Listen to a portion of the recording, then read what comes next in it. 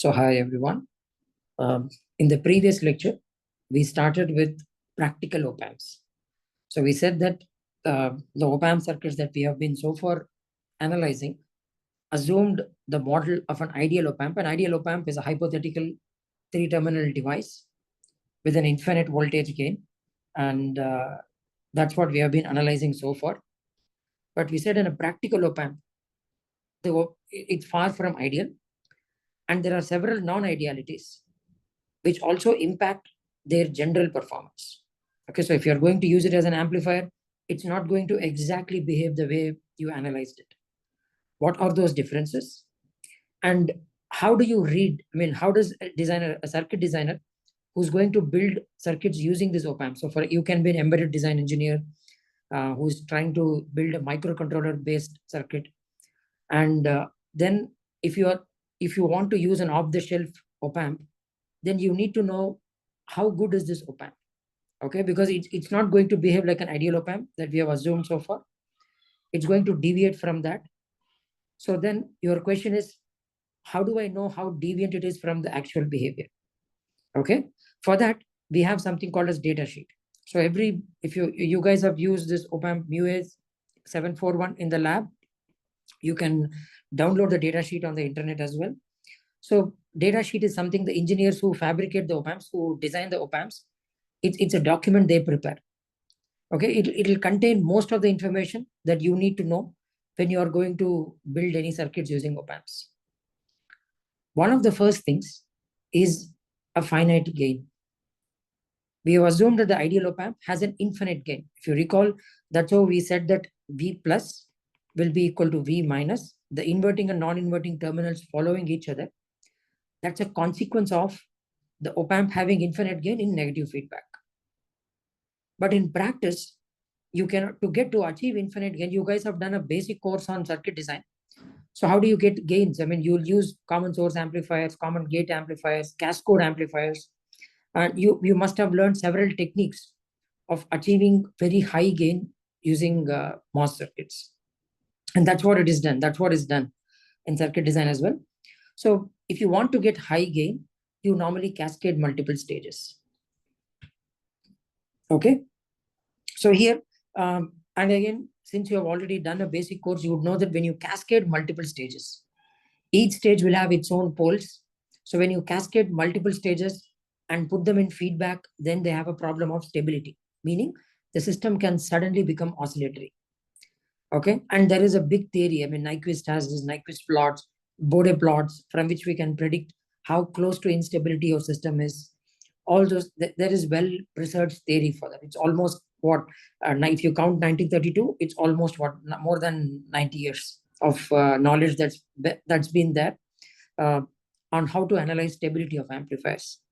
Okay, so cascading multiple stages leads to stability. So generally we keep it to a minimum number of stages, okay, to get as much gain as possible. So if you assume a finite gain, this is how the characteristics of an op-amp is going to look like.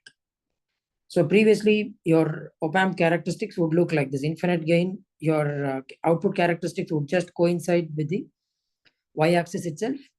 Now it's going to be slightly changed. I mean, it's just showing this finite gain of the amplifier. It will still be very steep. If you try to plot op-amp's gain on a oscilloscope, you can plot the op-amp's gain on an oscilloscope. If you guys tried it, you can actually try this experiment in case you have time. You can take an op-amp and try to slowly vary. So you can do something like this, or you can ground the negative terminal and then apply an input. What you should do is, you guys must be using function generators. Vary your input very slowly. Apply a ramp input and make sure the time period of the ramp is 1 second. Okay, so you can fix the time period and all that. I think there is a minimum frequency you can generate. Go to the minimum frequency possible. So you're slowly varying the input. Say you vary the input from some plus minus 3 volts or something, so that your input variation is much lower than the saturation voltages. So plus minus 3 volts, you slowly vary this and then you plot the output. So what you need to do is, you need to take this output waveform and plot this output waveform and the input waveform as a Lissajous figures on your oscilloscopes. And there is if you're using digital oscilloscopes, both the oscilloscopes will permit you to do that. Okay, you can do it in analog oscilloscope or in digital oscilloscope. In digital oscilloscopes, there is something called XY mode. Okay, XY mode means that if you feed two inputs, it will plot one input on the x-axis, the other input on the y-axis.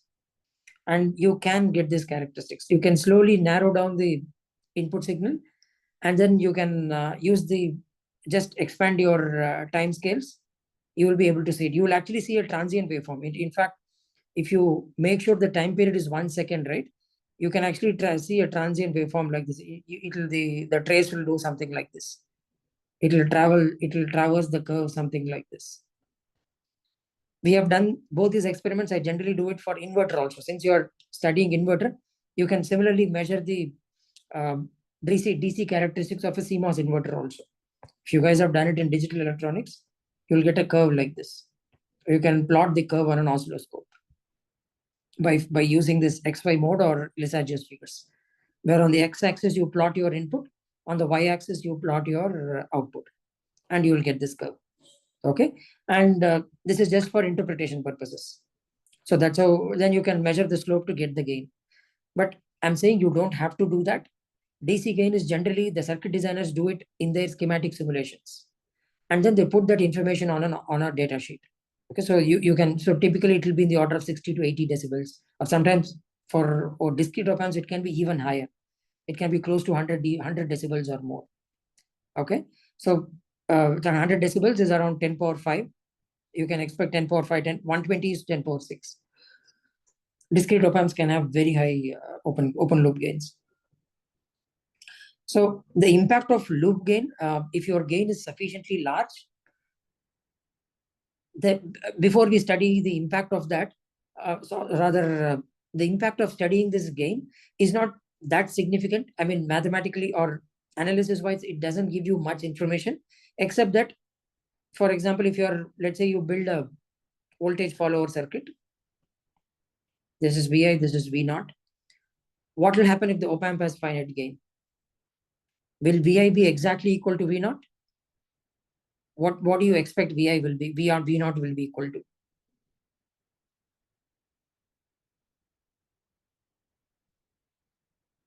Do you have any idea? Can you just think based on the knowledge that you have already? What can you say? It's a very simple negative feedback circuit. The forward path gain is A. You're feeding the output back at the negative terminal. Can I say that the gain will be A by 1 plus A? Is this fine? Yeah, it will be same as Vi, but will it be same as Vi or it will not be exactly equal to Vi, right? See, what did we say? What did we say before? What did we say before? If your A is infinity, if your open loop gain is infinity, then these two terminals will track each other. V plus will become equal to V minus. But now that's no longer true. You'll have a negative feedback system with a forward path gain of A and feedback path beta is 1. So the closed loop gain of the system is A by 1 plus A. So you can see your V plus and V minus will not be exactly equal. Okay. And the difference will be simply equal to 1 by 1 plus A beta times Vi. If you compute the difference between the plus and the minus terminal, it will usually be close to Vi by 1 plus A beta. That will be, that small difference will be there. Okay, that's what a finite gain does to you.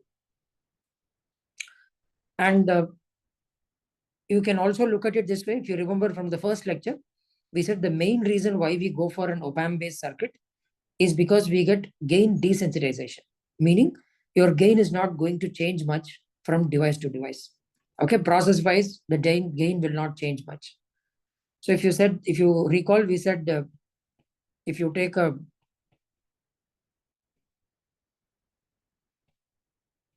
non-inverting amplifier,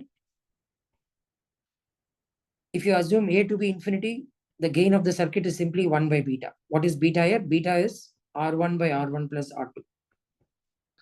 this network. Beta is simply R1 by R1 plus R2. Okay, 1 by beta will be your gain. If you have to do an exact analysis, assuming the op-amp's gain to be A, what would you get? You would get the forward path gain is A divided by 1 plus A beta. 1 plus A beta here is R1 by R1 plus R2.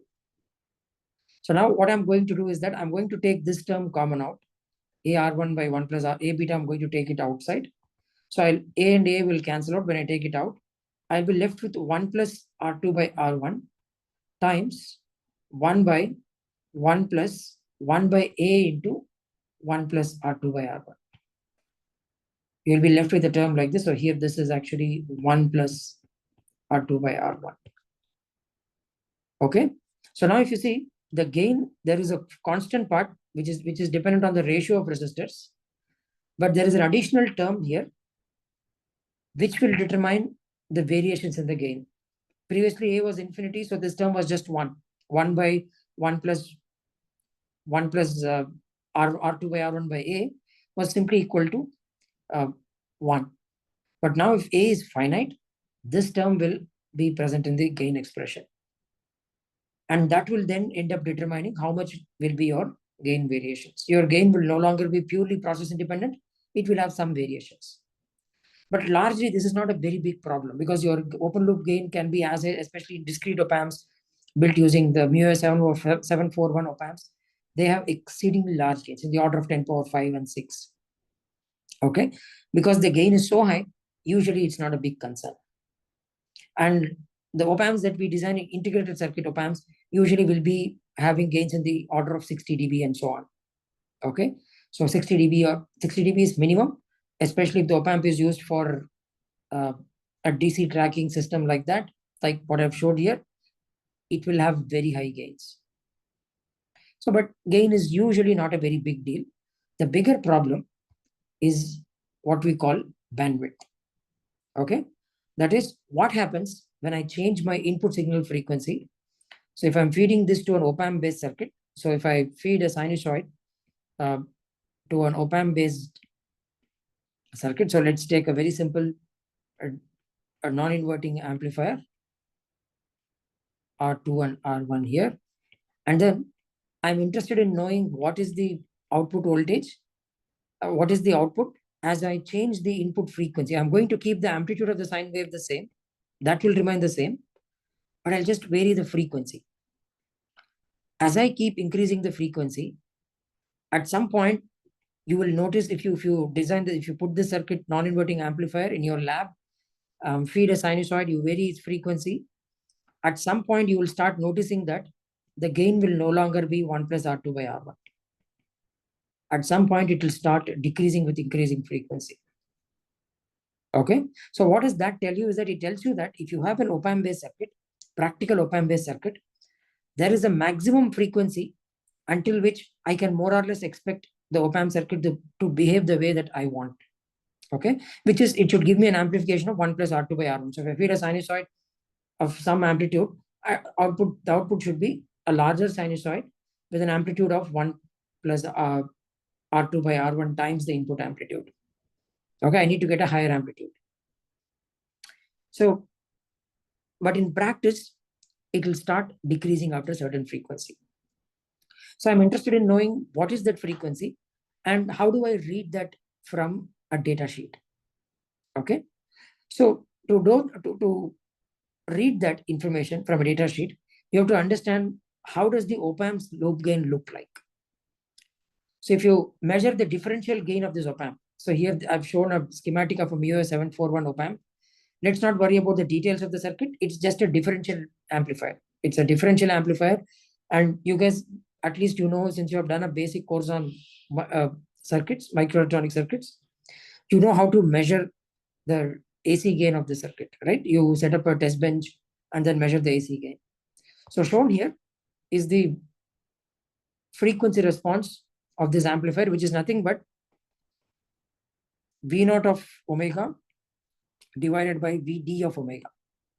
So I'm applying a differential input, a differential sine wave, and then I'm measuring the output frequencies. and taking, this is actually the plot of input by divided by the output divided by the input is the transfer function. Okay, I'm just plotting the transfer function of this amplifier. Assuming that the amplifier has just one pole. Okay, if it has one pole, so then again, you guys know how poles come, right? Why do we have poles in amplifiers? What causes poles in amplifiers? A very basic question. What do you think causes poles in amplifiers?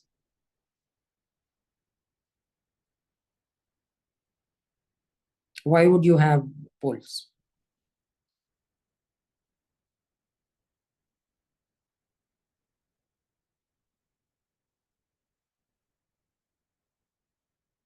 A very simple common source amplifier has a pole, right? What is a pole? A pole is a word we borrowed from mathematics, right? It's a word that we borrowed from complex analysis. When we deal with complex numbers, usually it happens to be a point where that some complex function blows up to infinity. Okay. If you look at a circuit here, let's say a simple common source amplifier. So you have a capacitor and a resistor. What is the DC gain of the circuit? Small signal DC gain. Let's forget about biasing and all that.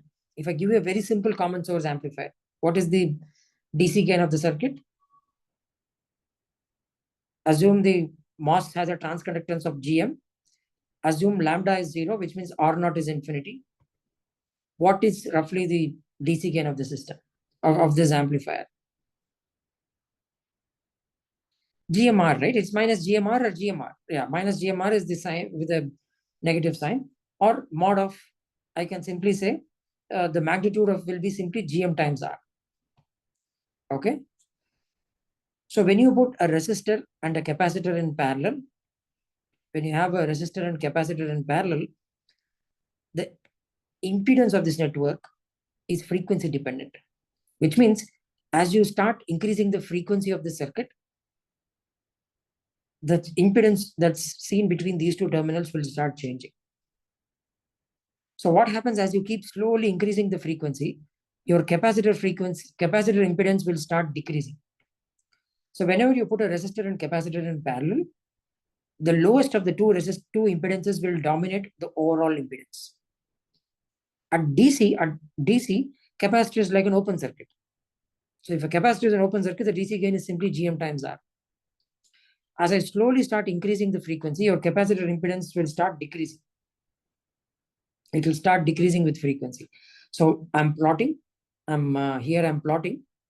Z of omega. Okay, impedance as a function of frequency. Resistor, the impedance will always remain constant. That resistor is frequency independent. At some point, the capacitor impedance will become equal to the resistive impedance. And what is that point? That will be R equals 1 by SC. So the point where it becomes equal to is 1 by RC. Okay. From that point onwards, your capacitor will start dictating the overall impedance. So if I plot the overall impedance, it will look something like this. So if I use a different color for this, it will follow the resistor. So this is, so this impedance is R here. At DC, it will follow the resistor impedance. And at some point, after a point, it will start following the impedance of the capacitor. Okay. What do you think? Just use intuitions and tell me what do you think will be the impedance, magnitude of the impedance at 1 by RC? Think like this. I just told you guys 1 by RC is a point where the magnitude of the resistor impedance and the magnitude of the capacitor impedance becomes equal.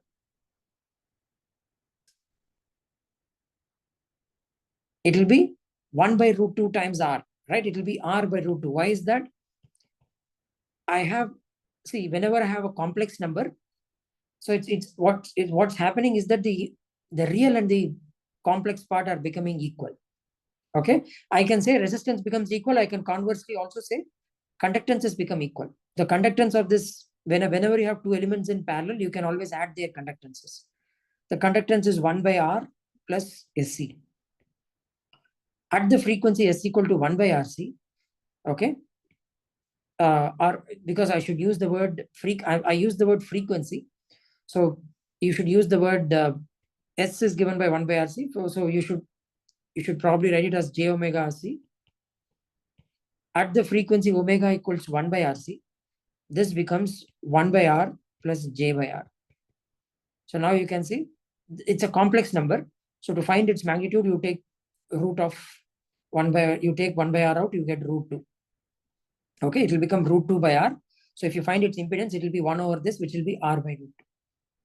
So at that frequency, 1 by RC, your resistance becomes half. Sorry, resistance becomes 1 by root 2. Magnitude becomes 1 by root 2, and it decreases after that. So that's what happens here. So for a common source amplifier, after a certain frequency, which is 1 by RC, the gain starts decreasing because the impedance starts decreasing. Transconductance remains the same. GM remains the same. GM times VI is the current that's going to flow into this impedance, which creates this node voltage. It's like a cause and effect, right?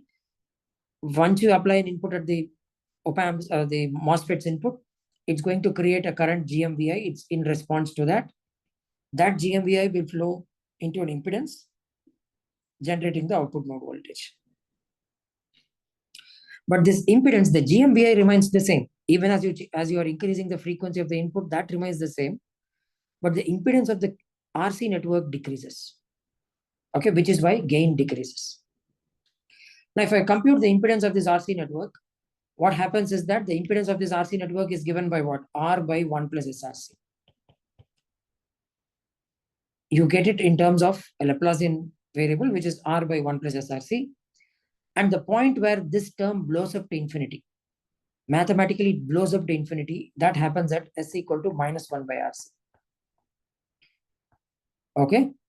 So that's when this term is called a pole, because mathematically at this point, the impedance blows up to infinity.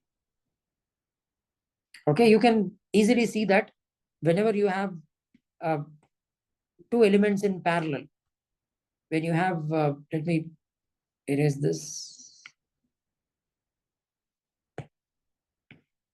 So whenever you have two impedances in parallel, Z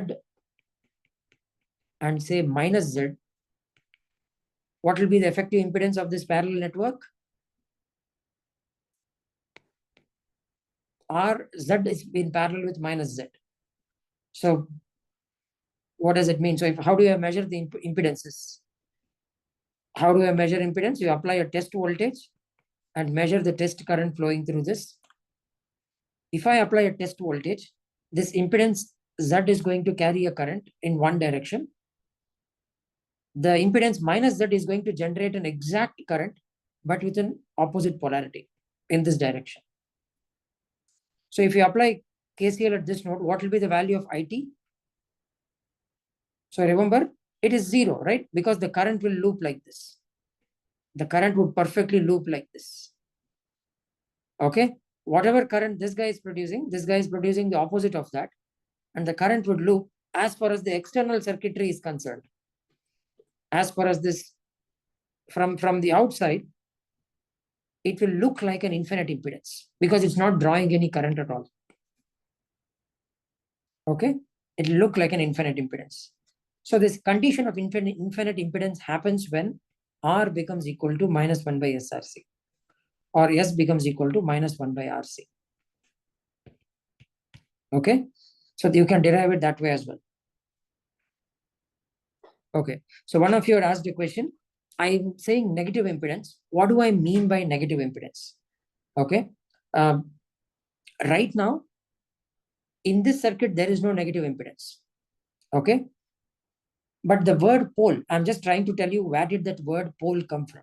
The word pole is a word we borrowed from complex analysis. And I'm telling you mathematically, how do you find the pole for this circuit? I'm giving a circuit explanation. But when you say a circuit is of negative resistance, it doesn't mean it is a source. It is an active element. So negative resistances are used. We will discuss circuits later. You will see later we will build some circuits which will use negative resistance. Okay, in circuits called oscillators. And we will build negative resistors using opamps. And negative resistance is a circuit which can deliver power. It's an active circuit. So for example, if you conduct a DC, let's say a DC voltage of 1 volt across a positive resistor, say of 100 ohms, a current of 1 volt by 100, which will be said 1 volt by 100 is how much? 10 milliamps. So I can say 10 milliampere. So it's 10 milliampere of current will be drawn into the resistor. The resistor will draw that current. So that current will come from the voltage source. The voltage source will supply that current. Okay. And this resistor is going to burn that power. So I can say resistor is burning a power of high square R, 1 volt square by 100. So it will be a burning a power of 10 milliwatt. Okay. So you can V square by R. That's the power the resistor is burning. And that's dissipated as heat. Where does that power come from? That power comes from this 1 volt source. Now, if I connect a negative resistance of value minus 100, what will happen? Current will flow into the voltage source. Previously, the voltage source was delivering power to the resistor. Now, the voltage source will absorb the power. This guy, 100 ohm resistance, will supply current into the resistor, into the independent voltage source. So a negative resistance can be seen as an active element. It can supply power. Okay, but it's not a voltage source. It is an active circuit. It has the ability to supply power to an external circuit. Okay, and therefore you will see that to build a negative resistance, you will often use active circuits. Sometimes you will use opamp. Sometimes you can use MOSFET circuits also with biasing and all that. We will use MOSFETs to create negative resistances. Okay, so we can build negative resistance. In fact, we can also realize negative capacitances also using similar ideas of opamps and MOSFETs. We'll come back to such circuits later. But right now, I just want to come back to this. Yeah. So the point here is that I was trying to say the gain starts decreasing after a certain frequency. And that happens because of capacitors. So why do you get poles in any electronic circuit? Is because of capacitors. The impedances, the node impedances change with frequency. Usually the node impedances decreases with frequency, and because of which your gains will decrease with frequency. That's what I've shown here. So I can model this gain as a single pole system. Let A naught represents the DC gain and omega P represent the pole. The gain, the open loop gain of the op-amp is going to look like this. Ideally, for an ideal op-amp, it should remain constant for all frequencies. If I were to plot the gain, it should just remain constant for all frequencies. But for practical op-amp, it will start rolling off after a certain frequency. Okay, so that's what we do. Now, we will just do one analysis, and then we will use this, whatever intuition we develop here, that should be sufficient to explain what happens in actual circuits. So I'll start with a very simple closed loop feedback system.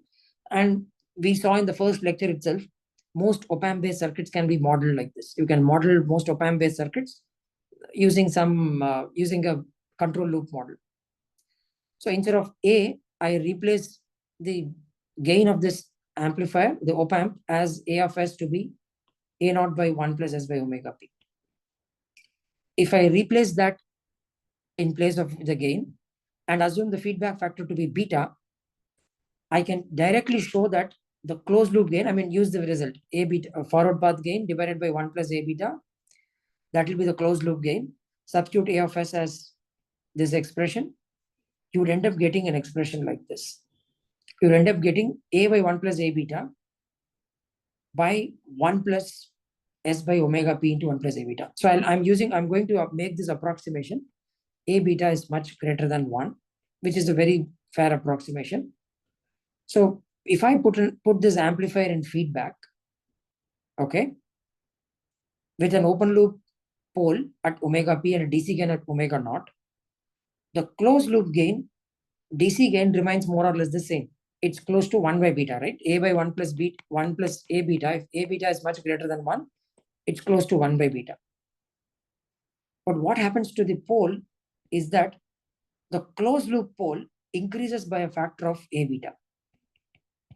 You can see it, actually it increases by a factor of 1 plus A beta. But I'm representing it as A beta times omega p. Because A beta is much greater than 1, I can say A beta times omega p is your response. So it will look something like this.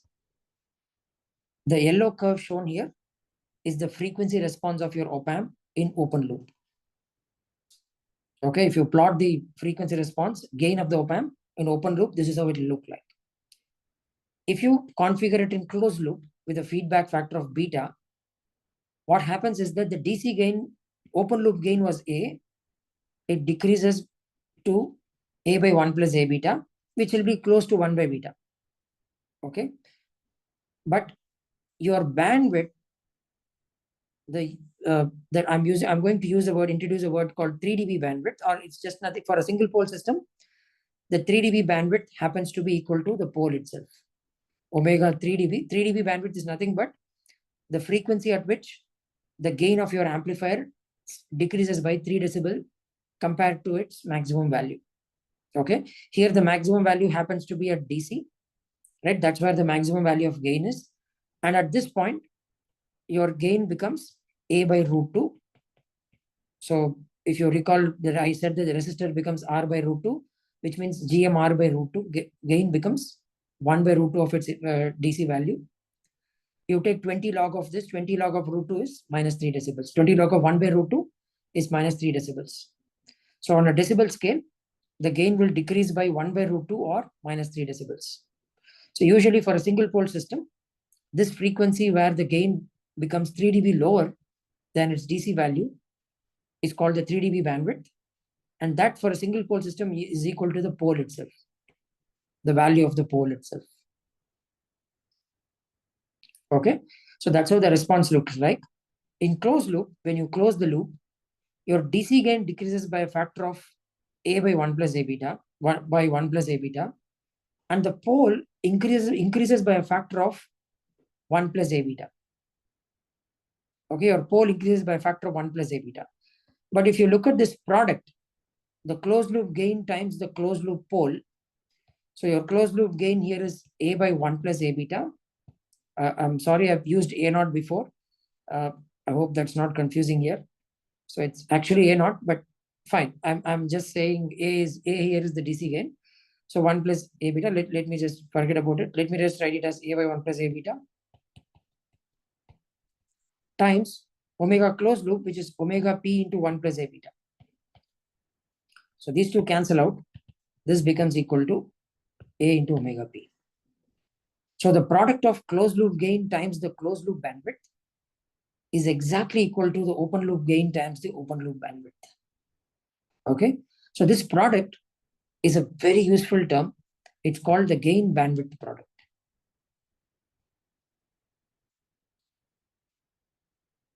Okay. So we'll come to the significance of gain bandwidth product, but you can see here, this is a constant for an amplifier. So if I design an op-amp and I tell you what is the gain bandwidth product, it gives you very useful information. Okay, it's a very useful information. We will see the significance of it in some moments in the course of the lecture. But here I'm trying to show you that the product of the DC gain times the bandwidth or the pole is the same whether your op-amp is in open loop or you put it in closed loop. It's a very useful result.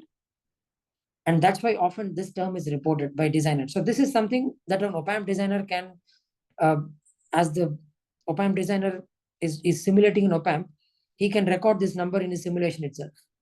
And usually this number is reported in the data sheets. They'll give you what the gain bandwidth product is. Sometimes they even mention the pole, the low frequency pole on the data sheet. In some applications, you may need that information as well, the low frequency pole information, or mainly they'll mention the gain bandwidth product. So it's a very useful number.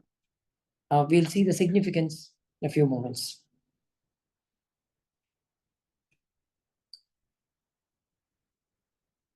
Okay. So now, what does this gain bandwidth product represent? So for example, let's say I'm configuring a unity gain follower. I'm interested in measuring the closed loop response, or I'm interested in measuring what is the 3 dB bandwidth of this system. Okay, so I'm going to feed a sinusoid, vary the frequencies. This is something you can perform as an experiment on the lab. Increase the frequency and measure the point at which your gain falls by 3 decibels. And you mark that frequency. It turns out for a unity gain feedback amplifier, that frequency will be nothing but omega p into 1 plus a beta. Beta is 1 for a unity feedback amplifier. It's a voltage follower, so beta is 1. This will be approximately equal to a times omega p, which is nothing but the gain bandwidth product. Okay, so it tells you that's the maximum frequency until which your op-amp will behave like will behave as expected, meaning it will give you the gain as you desire. As you increase your frequency greater than the gain bandwidth product, your gain, the closed loop gain, will start decreasing to smaller and smaller values. Okay, so that's why this is significant. It tells you, the moment you see the gain bandwidth product in your mind, it should click that, okay, I cannot apply frequencies greater than this. So that's what a designer would know. So if you read this data from a data sheet, you already know that if I'm going to use this op-amp, I should be careful that I can't use it for very high frequencies. And what do I mean by very high frequencies? Frequency is much greater than the gain bandwidth product. So usually sometimes the gain bandwidth product also depends upon the load you connect it to. But if your op-amp has a very strong buffer at the output, a very low impedance buffer stages, which generally 741 has, okay, then usually that gain bandwidth number is a function of it will change a little bit based on the load you connect in the circuit. It will also depend upon if you are using this op-amp in a inverting configuration or a non-inverting configuration. It will also depend upon how much capacitor you are adding at the inputs and all that. But right now, I'm not worried about all that. I'm just reporting the open loop UGB. For a designer, it gives you some rough idea. Okay, how far can what is the maximum frequency can I apply to the system? That's why UGB is a gain bandwidth product is very useful. Okay. And how do you measure gain bandwidth product? In a simulation, for example, you're building an op-amp yourself. Let's say you're building it on schematic. You just plot the open loop gain of the op-amp and then draw a 0 decibel line. This is nothing but gain equals to 1 line. So the gain bandwidth product on a frequency response graph is nothing but it's the frequency at which the gain, the open loop gain, becomes equal to 1 or 0 decibels. So you can just manually draw a 0 dB line on the frequency response plot and then find the frequency at which these two lines intersect. That point will be your gain bandwidth product. Okay. If you use this op-amp in a closed loop with a finite beta, then the gain bandwidth, the maximum frequency of operation will be omega p times a beta.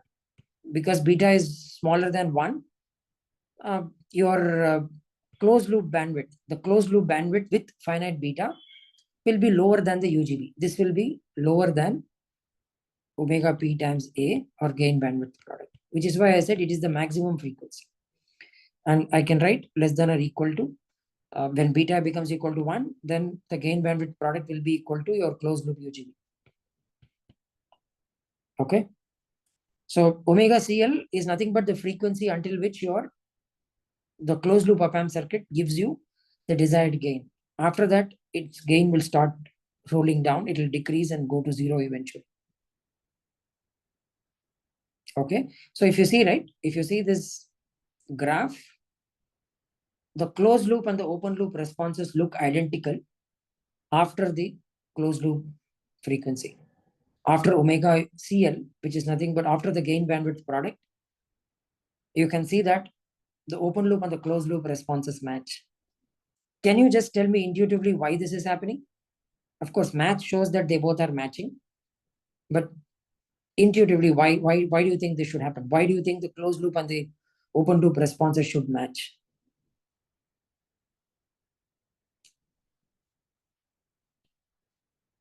what's happening to the feedback? What's happening to the feedback? Your loop gain is simply A times beta, A of S times beta. This is becoming much smaller than 1, right? That's the frequency. A times beta is your loop gain. And that when that becomes much smaller than 1, what happens to your op-amp's the closed loop response? Closed loop response is 1 by 1 plus beta times A of S. When this term becomes much smaller than 1, it's like there is no feedback at all. There is no more feedback, which means your closed loop response, ACL of S, will be approximately equal to A of S itself, right? This term is like close to 0 compared to 1. So I can ignore this. I'll get the closed loop response equal to A of S itself. So after the gain bandwidth product, usually the closed loop response will become equal to the open loop response, will match closely the open loop response. Okay, so you can see that from the figure. From this figure, if you see, right, the term that is being fed back, if you come back here, that quantity which is being fed back becomes close to 0 because it's very feeble signal compared to your input signal. Input signal is a very strong signal. The signal that is being fed back, because your loop gain becomes so small, nothing is being fed back. So this becomes 0. It's as though that you don't have any feedback at all.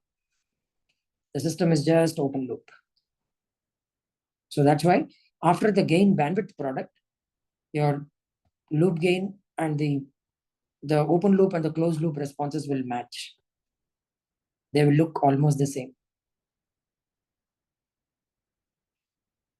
Okay, this is very useful thing to keep in mind, which is why datasheet normally contains this UGB or gain bandwidth product will be mentioned. That tells you what is the maximum frequency of operation.